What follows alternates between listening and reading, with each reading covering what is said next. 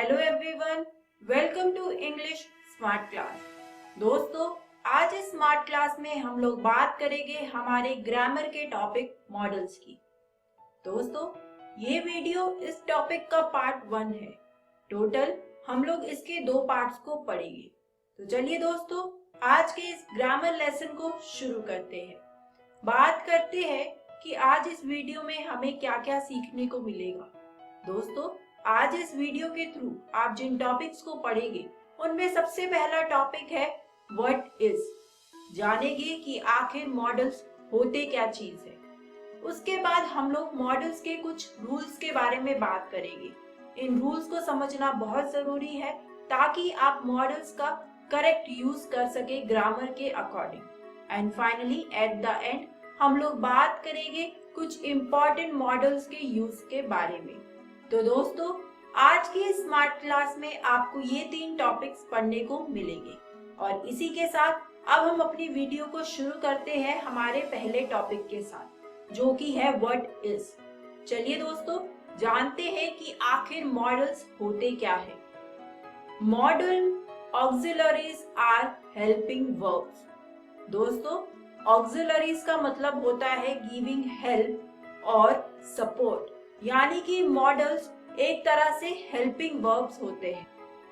Next point है हमारा they are used with other verbs, यानी कि दोस्तों मॉडल्स को हम लोग दूसरी वर्ब्स के साथ यूज करते हैं। और क्या करने के लिए यूज करते हैं? To express possibility, permission, intention, ability etcetera. यानी कि मॉडल्स एक ऐसा वर्ब है जिसे हम लोग दूसरी वर्ब्स के साथ यूज करते हैं। मॉडल्स हमारे हेल्पिंग वर्ब है। चलिए दोस्तों, अब हमने ये तो पढ़ लिया कि आखिर ये होते क्या है। अब इसके कुछ रूल्स देखते हैं। दोस्तों, हमारा रूल नंबर 1 है models are always used with a principal verb, यानी कि हम हमेशा मॉडल्स को यूज करते हैं एक प्रिंसिपल वर्ब के साथ। They are never use alone, यानी कि मॉडल्स को आप कभी भी अकेले यूज नहीं कर सकते। उनको यूज करने के लिए उनके साथ एक प्रिंसिपल वर्ब होना जरूरी है। रूल नंबर 1 के बाद अब बात करते हैं रूल नंबर 2 की। रूल नंबर 2 बोलता है they do not change according to the number और पर्सन ऑफ द सब्जेक्ट, यानी कि दोस्तों चाहे फर्स्ट पर्सन में बात हो रही हो, सेकंड पर्सन में बात हो रही हो या फिर थर्ड पर्सन में, ये चेंज नहीं होते हैं, ये सेम रहते हैं। जैसे as, I can, we can, you can, they can etcetera. यहाँ पर जो हमारा मॉडल है कैन, वो चेंज नहीं हुआ है, चाहे वो फर्स्ट पर्सन हो, सेकंड पर्सन हो या फिर थर्ड पर्सन हो। रूल नंबर 2 के बाद अब बात करते हैं रूल नंबर 3 की। वो बोलता है they do not have the infinitive present participle और पास्ट पार्टिसिपल फॉर्म्स, यानी कि दोस्तों मॉडल्स की इंफिनिटिव प्रेजेंट पार्टिसिपल और पास्ट पार्टिसिपल फॉर्म नहीं होती है। चलिए दोस्तों, रूल नंबर 3 के बाद अब बात करते हैं रूल नंबर 4। रूल नंबर 4 बोलता है दे हैव नो ing और ed forms and don't add s to the third person singular, यानी कि इनकी ना तो ing और ना ही कोई ed फॉर्म होती है और ना ही थर्ड पर्सन में इनमें एंड में s लगता है। एंड फाइनली फ्रेंड्स, हमारा लास्ट रूल है 5th, they can not be used in all the tenses, यानी कि मॉडल्स का हम लोग यूज हर तरह के टेंस में नहीं कर सकते। जैसे it works as principal verb as I need a pen, ये प्रिंसिपल वर्ब की तरह काम करते हैं। जैसे कि हमारा example I need a pen. तो दोस्तों, अब हमने मॉडल्स के 5 रूल्स तो समझ लिए। अब बात करते हैं उन वर्ड्स के बारे में जिन्हें हम मॉडल्स बोलते हैं। इनमें कौन कौन से वर्ड्स आते हैं? Shall, will, should, would, may, might, can, could, must, ये सारे के सारे वर्ड्स हमारे मॉडल्स है दोस्तों। आप इनको अपनी नोटबुक में लिख भी सकते हैं ताकि आपको याद रहे। दोस्तों इन वर्ड्स के अलावा भी हमारे पास कुछ और वर्ड्स हैं जिन्हें हम मॉडल्स बोलते हैं। उनमें है mustn't, जिसकी फुल फॉर्म होती है must not, ought to, need, dare, have to, used to। तो दोस्तों ये सारे वर्ड्स हमारे कहलाते हैं मॉडल्स। दोस्तों अब हम लोग कुछ इम्पोर्टेंट मॉडल्स के यूज के बारे में बात करेंगे, जिसमें सबसे पहला मॉडल है विल। देखते हैं विल को हम क्या क्या किस तरह से यूज कर सकते हैं। विल को यूज करने का सबसे पहला रूल है टू एक्सप्रेस एन इन्विटेशन और request when the subject is the pronoun of the second person. यानी कि दोस्तों टू एक्सप्रेस एन इन्विटेशन और रिक्वेस्ट जब हमारा सब्जेक्ट हो pronoun of the second person. इसका एक एग्जाम्पल देखते हैं इसको और अच्छे से समझने के लिए। हमारा एग्जाम्पल है will you have a cold drink. यहाँ पर हमने इन्विटेशन दिया है। यहाँ पर हम लोग सेकंड पर्सन से एक इन्विटेशन पूछ रहे हैं कि क्या तुम कोल्ड ड्रिंक लोगे। इसका एक और एग्जाम्पल देखते हैं, जैसे कि will you please give him the message. यहाँ पर अगेन हम सेकंड पर्सन में उसको बोल रहे हैं, लेकिन यहाँ पर हम उससे रिक्वेस्ट कर रहे हैं। दोस्तों सेकंड रूल है विल को यूज करने का to express something that happens again and again and is likely to recur again. यानी कि जब हमें कुछ ऐसी चीज एक्सप्रेस करनी हो जो बार बार हो रही हो और दोबारा भी होगी, तो उस जगह पर भी हम लोग विल यूज करते हैं। चलिए इसका एक एग्जाम्पल देखते हैं इस पॉइंट को और अच्छे से समझने के लिए। हमारा एग्जाम्पल है इस पॉइंट का, he will often go to the roof of his house and enjoy kite flying। दोस्तों आप इस सेंटेंस में देख सकते हैं, इस सेंटेंस में एक ही चीज बार बार हो रही है और दोबारा भी उसके होने के चांसेस है, तो इसीलिए हमने यहाँ पर will यूज किया है। he will often go to the roof of his house, यानी कि वो बहुत बार अपने घर की छत पर जाता है। किस लिए जाता है? क्योंकि वो काइट फ्लाइंग करना एंजॉय करता है। तो इसीलिए दोस्तों इस सेंटेंस में हमने यूज किया है विल। हमारा लास्ट पॉइंट है जहां पर विल यूज होता है टू एक्सप्रेस प्रिडिक्शन, यानी कि जब हमें कुछ प्रिडिक्ट करना हो उस जगह पर भी हम लोग विल यूज करते हैं। चलिए इस पॉइंट का एग्जाम्पल देखते हैं इसे और अच्छे से समझने के लिए।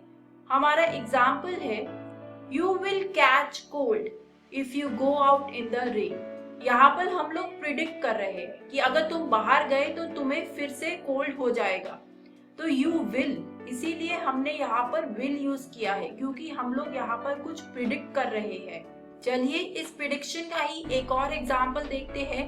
If he doesn't run fast he will miss the train, यानी कि अगर वो जल्दी नहीं भागा तो वो अपनी ट्रेन मिस कर देगा। अगेन यहाँ पर हम कुछ प्रिडिक्ट कर रहे हैं, इसीलिए हमने अगेन यहाँ पर यूज किया है विल। और इसी के साथ मुझे उम्मीद है दोस्तों कि अब आपको समझ आ गया होगा कि विल कहाँ कहाँ पर यूज होता है। अगर हमें कुछ प्रिडिक्ट करना है तो हम विल का यूज करते हैं। अगर कोई चीज बार बार हो रही है और उसके दोबारा भी होने के चांसेस है, तब भी हम वहां पर विल यूज करते हैं। अगर हम कुछ एक्सप्रेस कर रहे हैं इनविटेशन या रिक्वेस्ट सेकंड पर्सन प्रोनाउन में, तो वहां पर भी हम लोग विल का यूज करते हैं। तो दोस्तों विल अब यहीं पर खत्म होता है। विल के बाद अब बात करते हैं हमारे नेक्स्ट मॉडल्स की, जो कि है शेल। चलिए दोस्तों देखते हैं कि शेल कहाँ कहाँ पर कैसे यूज होता है। To express simple future when the subject is the pronoun of the first person, यानी कि जब हमें सिंपल फ्यूचर एक्सप्रेस करना हो और जो हमारा सब्जेक्ट है वो एक प्रोनाउन हो फर्स्ट पर्सन का। इसको और अच्छे से समझने के लिए इसका एक एग्जाम्पल देखते हैं। हमारा एग्जाम्पल है I shall write a letter to my father tomorrow. दोस्तों, इस एग्जाम्पल में हम लोग सिंपल फ्यूचर की बात कर रहे हैं कि मैं लेटर लिखूंगी, अभी तक लिखा नहीं है, अपने फादर को टुमारो। इसीलिए हम लोगों ने यहाँ पर यूज किया है शेल। एक और एग्जाम्पल देखते हैं इसका।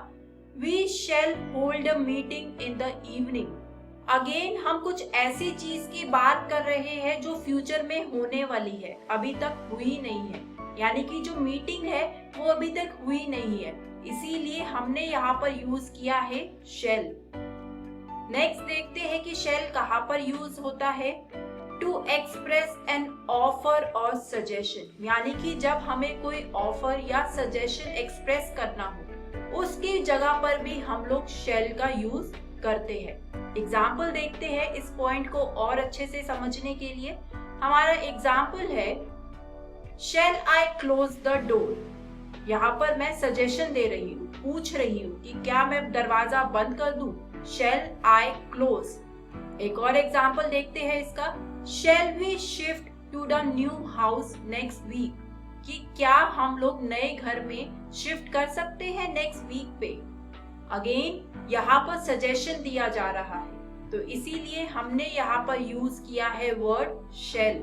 देखते हैं और कहाँ पर शेल यूज होता है। शेल हम तब भी यूज करते हैं जब to express that something certainly will or must happen, यानी कि जब हमें कुछ एक्सप्रेस करना हो जो होना ही होना है, तब भी हम उसके प्लेस पर वहां पर यूज करते हैं शेल।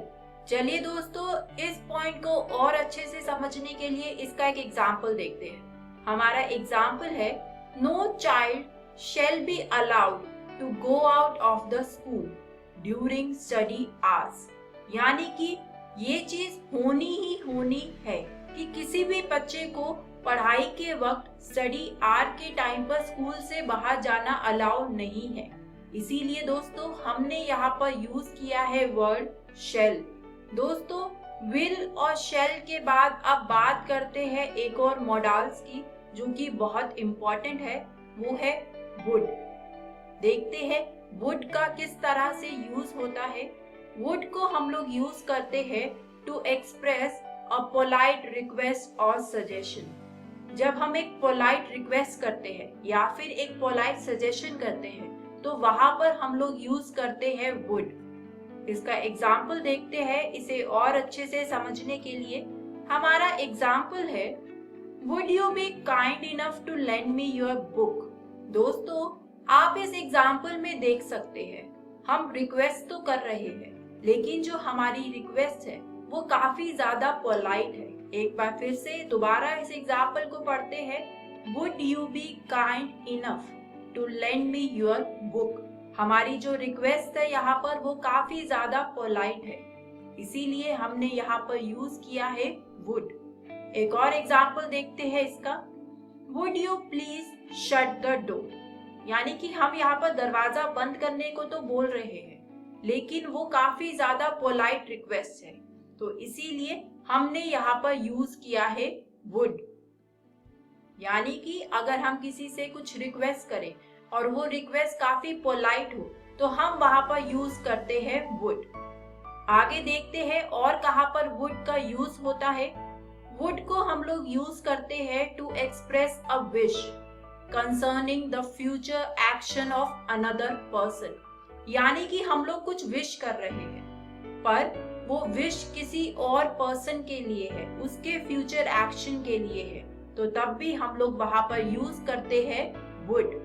चलिए दोस्तों, इस पॉइंट को और अच्छे से समझने के लिए हम इसका एक एग्जाम्पल देखते हैं। हमारा एग्जाम्पल है I wish our hockey team would win the Olympic again. यहाँ पर अगेन हम लोग विश कर रहे हैं पर वो विश हमारे लिए नहीं है, वो किसी के और के फ्यूचर के लिए है, और इसीलिए हमने यहाँ पर यूज किया है वुड।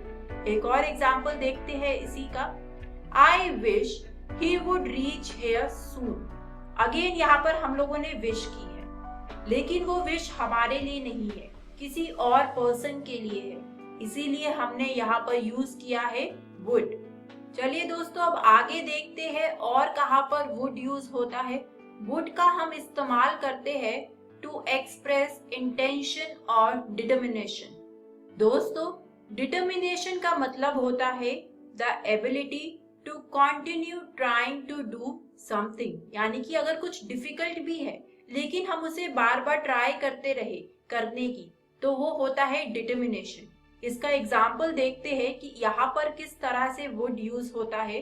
हमारा एग्जाम्पल है I would carry out your orders at all cost. दोस्तों, यहाँ पर बात हो रही है डिटर्मिनेशन की कि चाहे कुछ भी हो जाए मैं तुम्हारे ऑर्डर्स को फॉलो करूंगा, उन्हें कैरी आउट करूंगा, और इसीलिए हम लोगों ने यहाँ पर यूज किया है वुड। दोस्तों, इसी का एक और एग्जाम्पल देखते हैं, she would like to have her say. दोस्तों, यहाँ पर इंटेंशन की बात हो रही है और इसीलिए हम लोगों ने यहाँ पर वुड का यूज किया है। और दोस्तों, इसी के साथ वुड का यूज अब यहीं पर खत्म होता है। बात करते हैं कि आज इस वीडियो में हम लोगों ने क्या सीखा। आज इस वीडियो में हम लोगों ने बात करी व्हाट इज, कि आखिर मॉडल्स होते क्या है।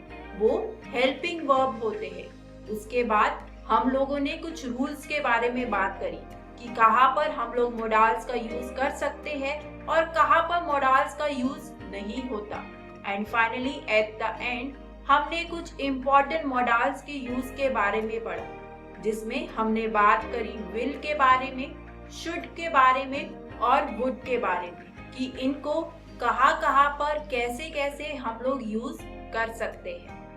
इससे अगली वीडियो में दोस्तों हम लोग बात करेंगे हमारे कुछ और मॉडल्स के बारे में और उनके यूज के बारे में पढ़ेंगे।